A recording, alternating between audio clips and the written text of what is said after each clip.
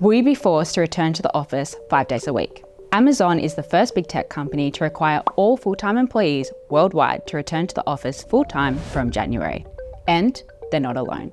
Look at JP Morgan, Goldman Sachs, Citigroup, Salesforce, Tesla. They all require their workers back in the office 40 hours a week. So, will Australia follow suit? Statistically, your boss probably hopes so.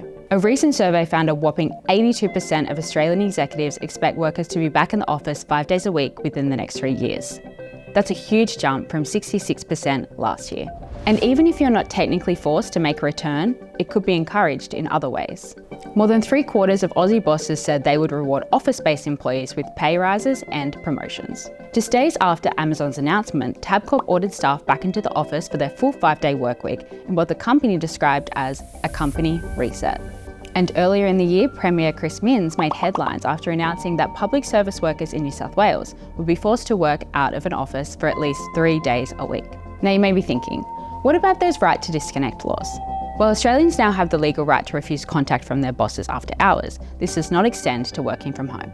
Now, the Fair Work Act does cover employees with special circumstances. So if you meet any of the criteria here, you have a legal entitlement to request flexible working arrangements. But for most employees, a flexible working arrangement is ultimately a conversation between you and your boss. And if your boss gets their way, you could be back under those depressing fluorescent lights before you know it.